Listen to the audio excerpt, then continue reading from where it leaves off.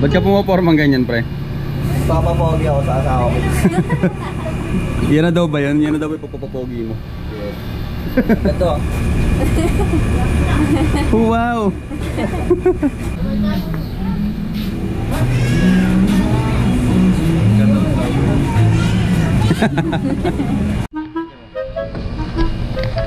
Wow, pre, ang pogi mo naman, pre. Op! Agik! Agragas! Saan tayo dapat?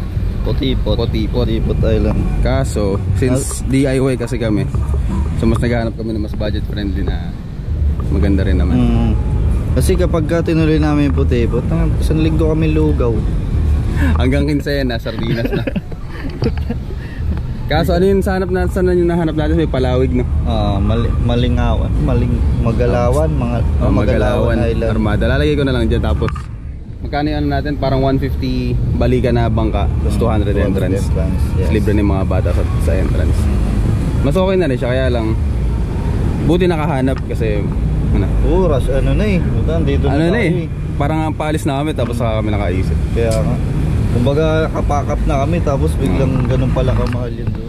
Saka mahirap sa Potipot, walang ano, hindi katulad na nahanap namin, walang masyadong contact sa Facebook. Talagang ang mga makikita mo yung mga rates ng mga travel, yung mga 2 days 1 night, mga 2.7, ganyan, 1.4. Pagdating mo doon biglaan na lang anong magiging gastusin nyo eh. Kami, gusto namin planado lahat. Kaya bukas, wala pa kami pupuntahan. Kasi gano'n kami kaplanado. Gano'n kami kaplanado. Ready na ba tayo? Hello! Hello. Oh, suplado naman ito. Hello!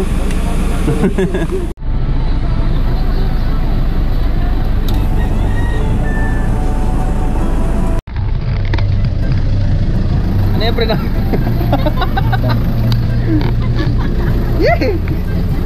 Sarap! Lapsa!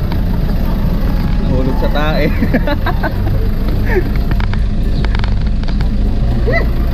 Agragas! This is how it feels.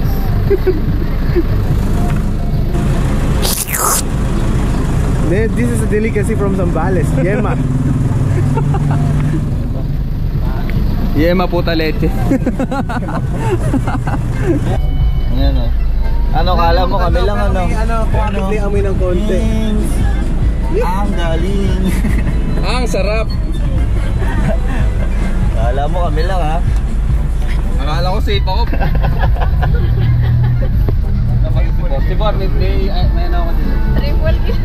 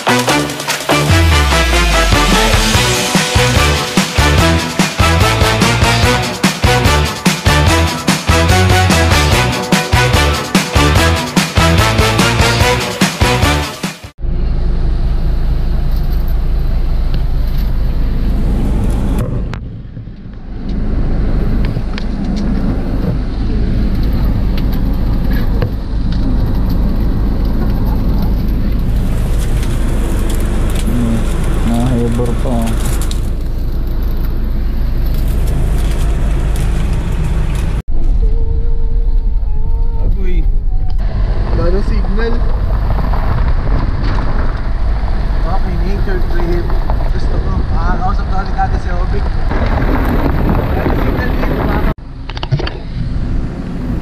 Armada Resort. Armada Resort parking, may parking lang na 100 pesos. Tapos yung bangka 150.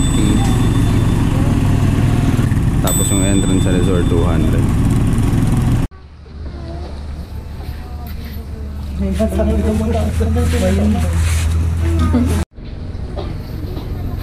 Shot. Hi. Hi. Ooh, cute. Hey, are you happy? Yes. Yes. How about you? Are you happy? Yes. Sa ano to? Palawig. Palawig, Zambales, no? Ano yung pangalan ng isla?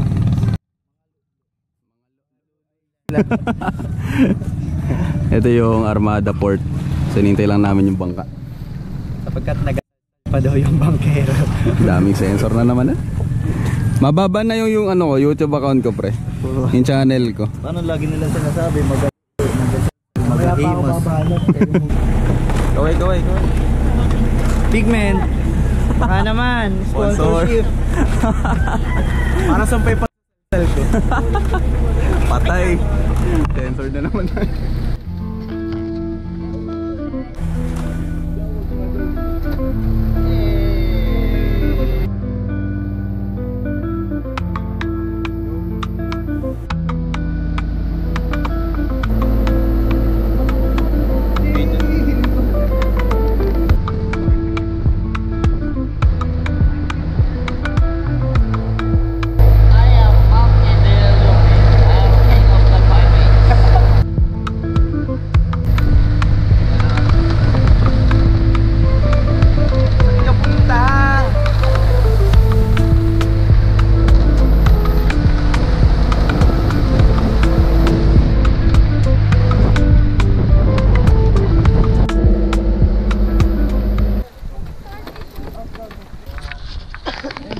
Alin?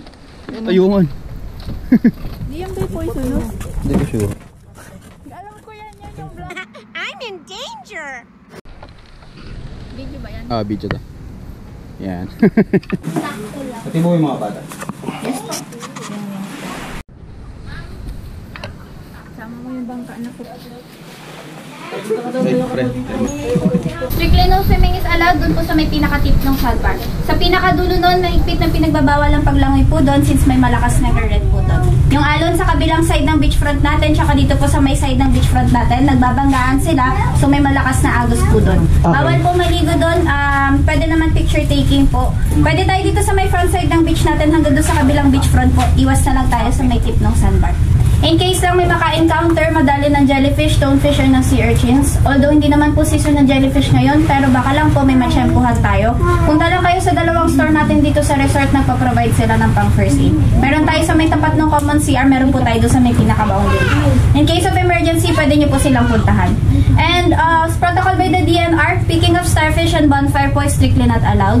Pwede nyo kunan ng pictures yung mga starfish natin, pero hanggat maaari po sana, hanggang water na lang po sila.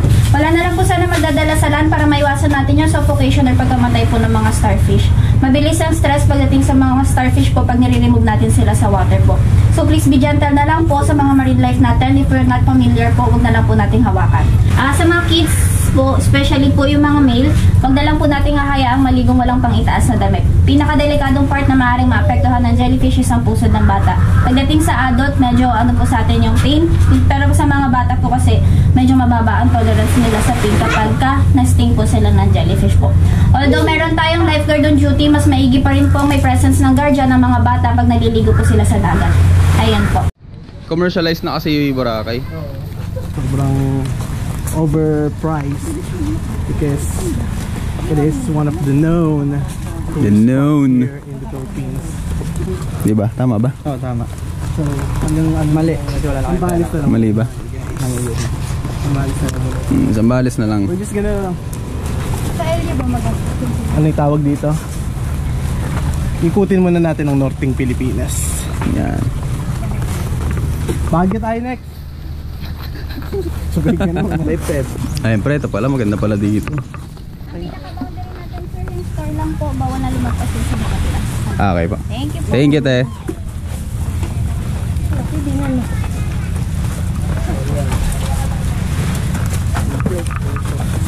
Naku, pag dinala mo yung hammock eh. Wala ka Pre, na. may dala akong hammock. Wala ka, Jello. Yan pa rin ni Kuya Prince. Sabi ko, nyaw. Yung motor. Ano masasabi mo sa gastos natin, pre? Bakit? Agragas! Tulala. Mag-oote tayo kahit di tayo pinag-oote. Wala na, ubus na pe. I don't like this.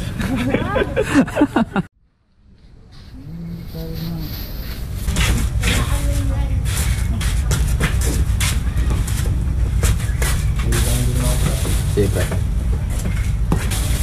Lahat na ba ito? Pag buha ko ng ano, pre. Tingnan. Agik! Agragas! Cute. Iwi mo na. Ay, mama.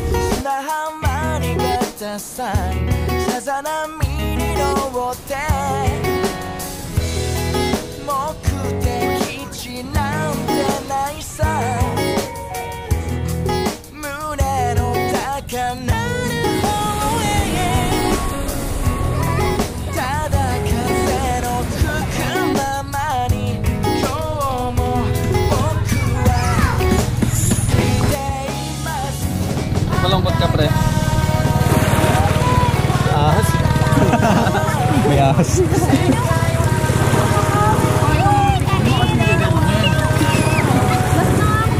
Meron ba?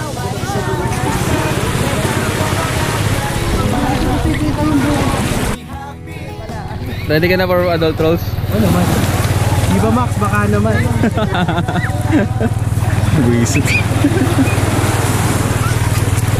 Anong palagay niyo sa lugar na to? Beautiful. Nice. Nice. Salamat. Napaka-informative. Ay, ano masasabi mo dito, pre? Pare, yung mga ganyan bagay sa atin na lang. Pero if about sa beach, maganda naman siya. Okay. Peaceful, hindi masyadong matao. I highly recommend it for you guys. Yun. Sarap.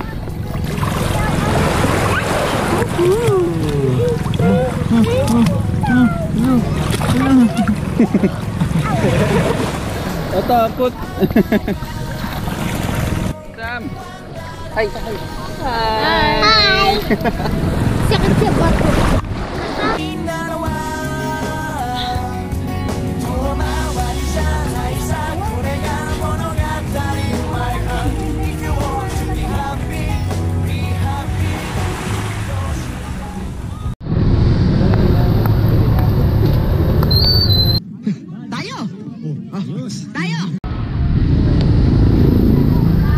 Pre, tinawag akong bunso eh. Masarap pa sa pangalan. Oo, pre. Sarap mo, parang ano. Pinapil ko yung isaw ko mamaya pagkakain. Feel na feel yung isaw pagkain.